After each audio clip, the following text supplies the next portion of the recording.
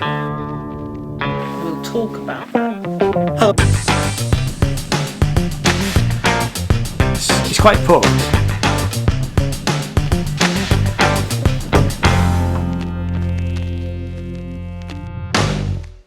Hello and welcome, my name is Ian and this channel is all about music and art, and in this series of videos we've been looking at what is happening regarding the music streaming in the UK.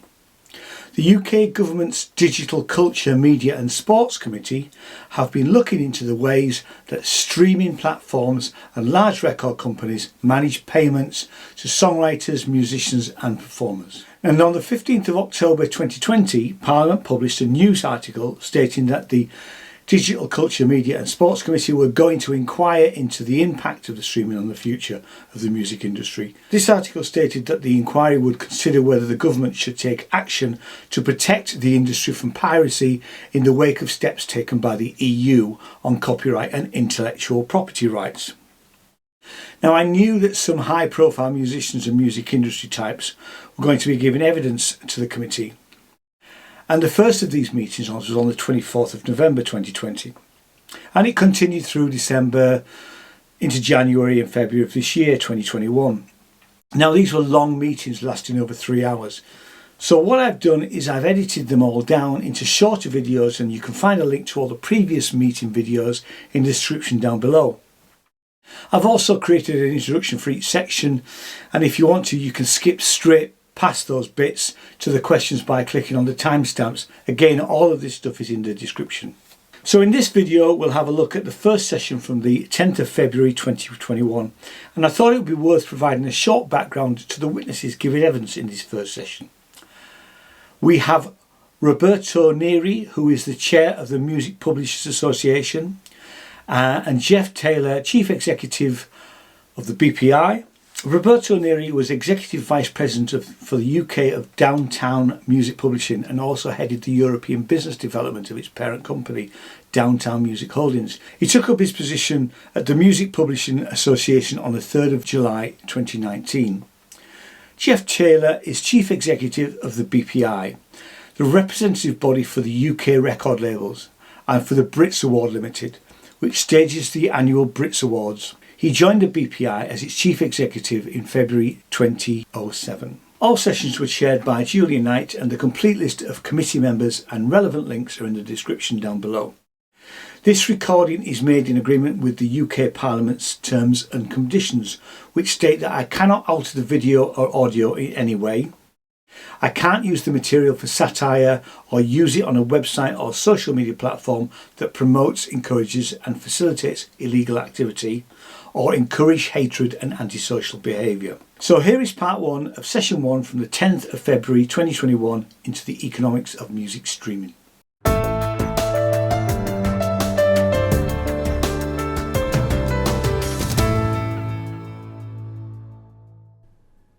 Order, order. This is the Digital Culture, Media and Sports Select Committee, and this is our latest hearing into the economics of music streaming. We're joined by 3 panels today, and our first panel will be Geoff Taylor, the CEO of the British Phonographic Industry Limited, Roberto Neri, Chair, Music Publishers Association. And then we'll have 2 further panels. I'll introduce those witnesses as we come to them. Prior to our first question, I just want to see from members whether or not they have any interest to declare. Kevin Brennan. Yes, Chair. I am a member of the Musicians Union. I've received support at election time from them. I'm also a member of the IVAS Academy and PRS for Music, and I've also received hospitality from the BPI in the past. Thank you. So our 2 witnesses, Geoff Taylor and Roberto Neri. Good afternoon. Good afternoon, Geoff. Good afternoon, Roberto.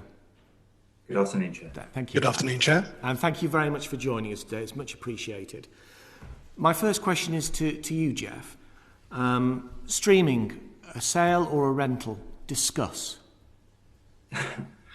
Thank you for the question. Very interesting question. We would say that it's not necessarily always helpful to take older concepts and try and apply them to streaming. And I'd agree with something other witnesses have said, which is a stream is a stream. But to try and answer your question, we'd say you have to look at the market and how the market has evolved. You go back to 2009, it was about £1 billion trade revenue business, of which about 3/4 came from physical sales. And now in 2019, again, it was about £1 billion trade revenue business, and about 3/4 came from streaming. So streaming has largely supplanted the physical business. And the framers of the treaties, when they granted rights for the future, the internet treaties, they granted an exclusive making available right, which is what applies to streaming. And they did that in the knowledge that an exclusive right was needed because these digital transmissions, these interactive digital transmissions, were going to take over from the sales model. So we would say, if you're going to compare to either, it's really a making available, but the better comparison is to a sale. Okay. Why do you think it is, therefore, if the better comparison is to a sale, that we have artists that have come before us who've told us they can't even make their rent and they've got millions of streams? You would normally think that if you have millions of sales, and I'm using your approximation there of sales to streams, that individual would not be struggling to make the rent. How do you explain that? I think there's a very interesting question of relative scale here. 1 million streams sounds like a lot, but in the modern streaming business, it actually isn't. If you have a million streams, you're about 6,000 or 7,000th on the list of most streamed artists in the UK. And artists who are having significant commercial success are having tens or hundreds of millions of streams in the UK alone. And in fact, one of the most important dynamics of streaming is that it's very much a global market. So for artists who are having tens of millions of streams in the UK, they'll typically be having 4 times that if they're a British artist, or if they're an international artist, 10 times that altogether. So the streaming business deals in very, very big numbers. The good news is that more artists are being successful on streaming than ever were even in the days of CD. So 1,800 artists in the UK hit 10 million streams a year. If you went back to 2007, there are only about 1,000 artists who were hitting 10,000 sales. So more artists are benefiting, but because there are a lot more artists in the business now, obviously there are some artists who aren't generating enough streams for that to provide a living on its own. It does seem to be, there's been an inequality here when it comes to the amount of money. Obviously, we would not expect that someone would get the same as they would do with a old-style physical product back in the day. But it does seem to be quite jarring to this committee that you do end up in a situation where you do have artists who are award winners who seem to have a great deal of impact, have a lot of sort of cultural impact as well. And yet streaming does not play a major part in their income. Their income is derived from live music, and as we know at the moment, that just isn't working for them. So how do you explain that? Right. I'm so sorry. Absolutely right. I mean, the absence of live music is a crisis for the industry as a whole. And we thoroughly understand the pain of the artist community and trying to support them in helping to lobby government for measures like reinsurance that could help get that business back up and running. And that is the most important step that can be taken to restore artist incomes. But there are lots of artists who are earning well from streaming. As I say, more who hit the sales benchmarks than was in the CD days. But ultimately, the economics of streaming kind of are what they are. If you look at 2019, there were about 100 billion streams that generated about £1 billion in retail revenue. And then that's divided according to popularity. So each stream's worth about a penny, and then it flows through the system. Of course, we would love there to be more money. Forgive me, why is the stream just worth a penny? Well, that is, if you take the total revenues that streaming generates from Spotify and Apple Music and all the other services, and then you divide it by the number of streams, that's how it works out. I understand how you get to that sum of a penny. I do understand that fact, but why is it? It's more a philosophical question actually. Why is it worth just a penny to stream someone's music? Why is that the price? Well, that's a good question. We think it should be worth a lot more. There are various distortions in the market that have reduced essentially the amount of value that comes into the streaming economy. First one is that obviously the consumer price hasn't moved in 10 years and has fallen behind inflation. But there are reasons behind that. The most important reason is competition with free services. And so you have services like YouTube in the market, which have huge numbers of users, which for a lot of their content, all the content that's uploaded by their users, pay a fraction of what is paid for a stream on Spotify. So the differential is 10 times. If you look at how much is paid for a user uploaded stream on YouTube, it's about a 20th of a penny compared to about half a penny in revenues into the industry, that is, I should say. So there's a huge differential there. That has two effects. Not only does it take users away from the streaming services, but it also exerts price capping pressure on the other streaming services. And then, of course, the other big distortion in the market is piracy, which affects all artists, all labels, etc. And that costs about £200 million a year in lost revenues. So altogether there's almost £500 million in revenues that could be coming into the streaming economy and which is not. Okay. Just my final question before I call Damien Green. Again to you, Geoff. Music majors take quite a substantial risk, actually. I think that we appreciate the fact that they put a lot of investment into artists, and also artists themselves take a lot of risk. Many of them financially are not doing particularly well, and therefore they are taking risk, and they could be doing something else, so to speak, and that itself is something they do not just because they love it, but also because they wish to earn a living out of it. What risk do you think streaming services take, and what risk do you think YouTube takes in order to make its money? They take the risk, obviously, of technical innovation, of building their service. Then they take the risk of marketing that service so as to attract as many users as possible. And to be fair to the streaming services, it's a very competitive marketplace. You've got the biggest global brands in the world all competing to grow their music services against each other and attract users. And they are continually developing their services. And I think that technological innovation and investment has benefited the music industry.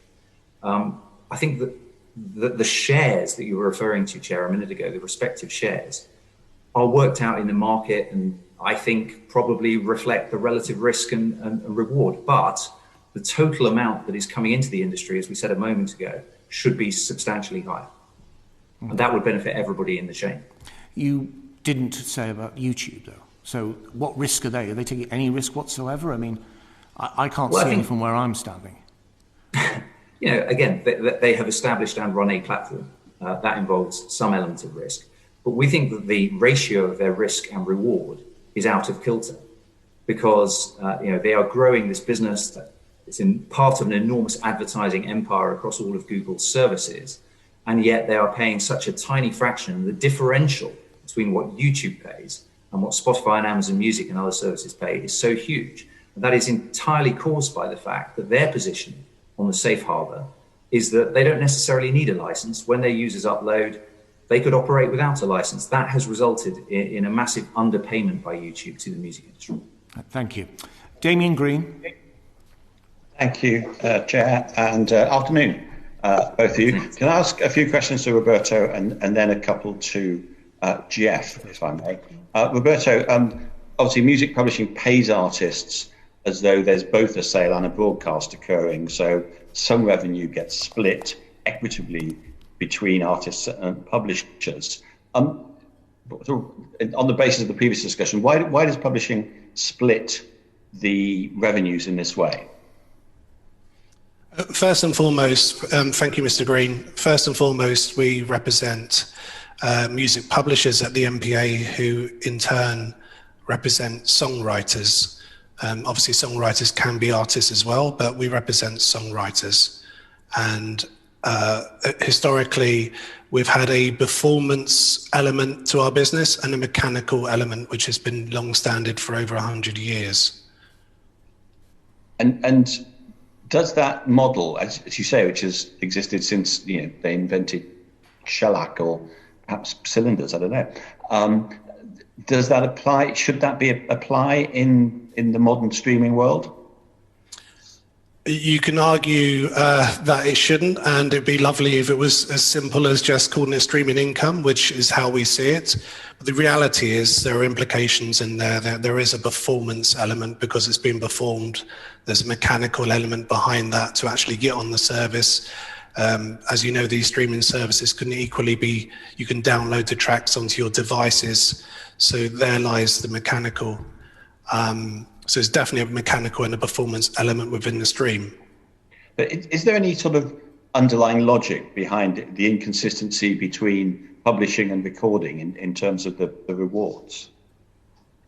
I can only obviously speak to the publishing element, and I think it's fit for purpose as it currently is.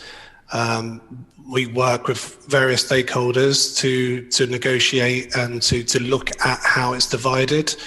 And there's a lot of thought in that process. And we're very happy as a community with the publishing side of how it currently sits.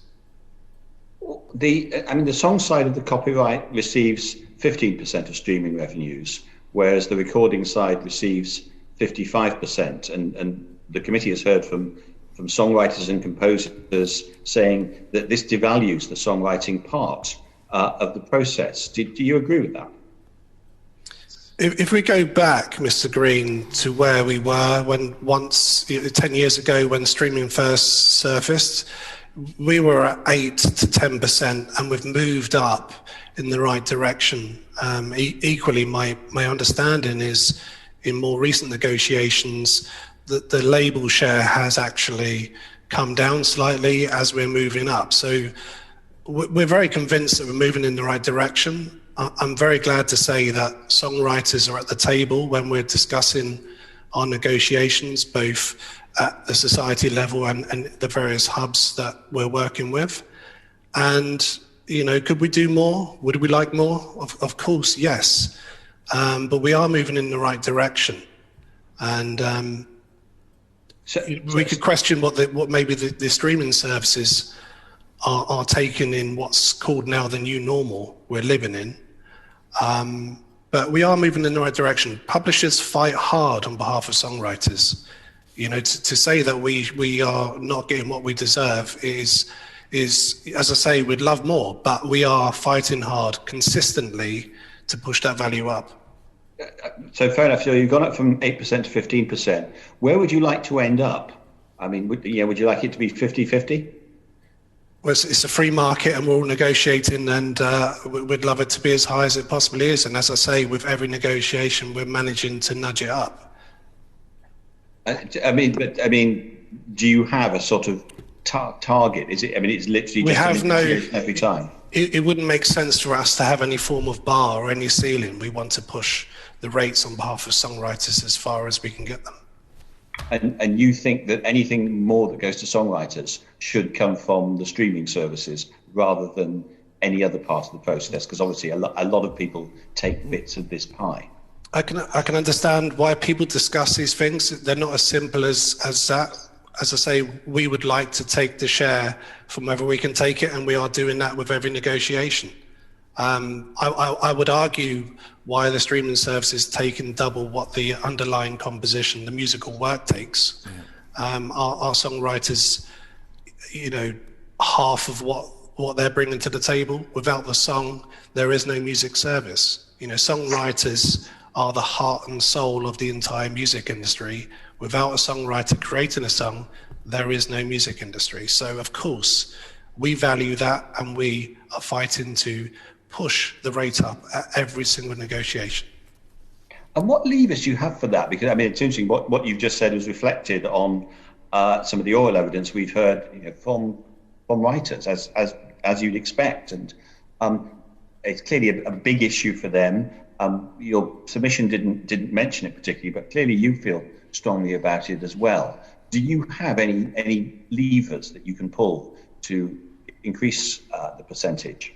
Yeah, if you look at our submission, what we discussed in there was really how can we push up the overall value, and some of the things Geoff said earlier, hit home with me as well. Because if you look at the app stores available on Google through Android phones or on Apple devices through the App Store, if you search free music, you'll have a whole load of apps popping up which look legitimate. So you can imagine the consumer from these app stores believing they are legitimate, downloading apps which enable them to receive free music and the actual technology behind these apps are very sophisticated, so that they're pretty much getting a similar offering for free.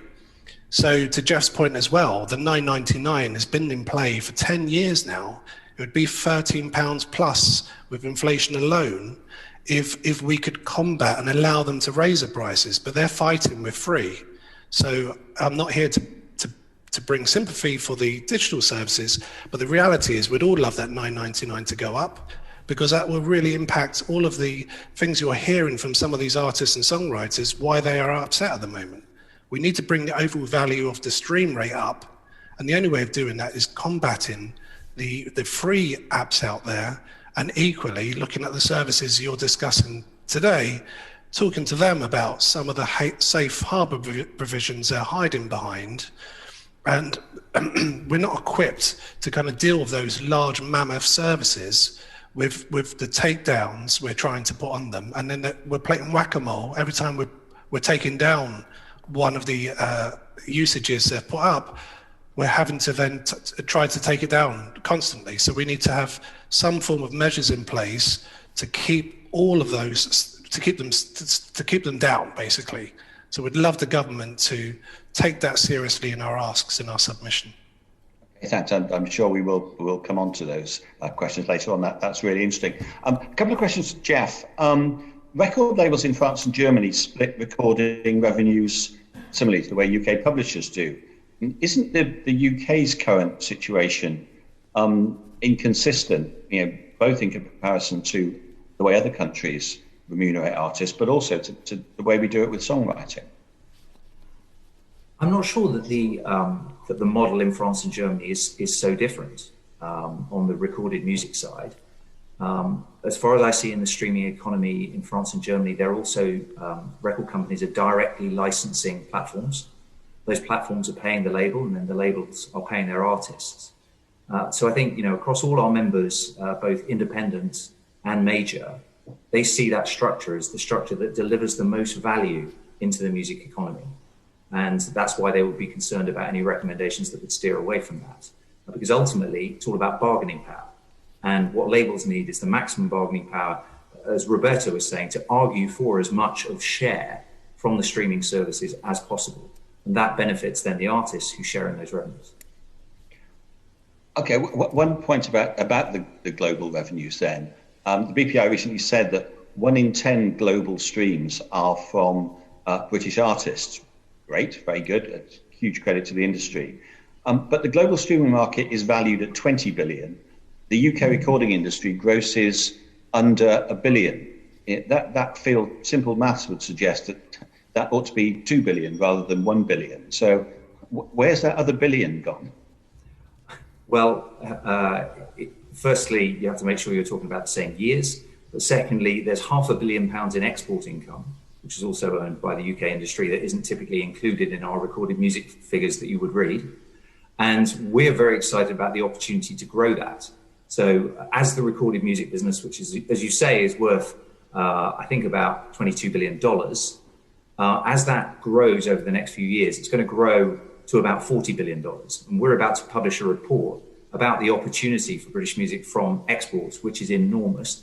If we can keep that 1 in 10 that you were talking about, streams being British, then there's an enormous opportunity for us to bring hundreds of millions of pounds more into the UK music economy. Okay, thank you very much. Back to you, Geoff. Thank you.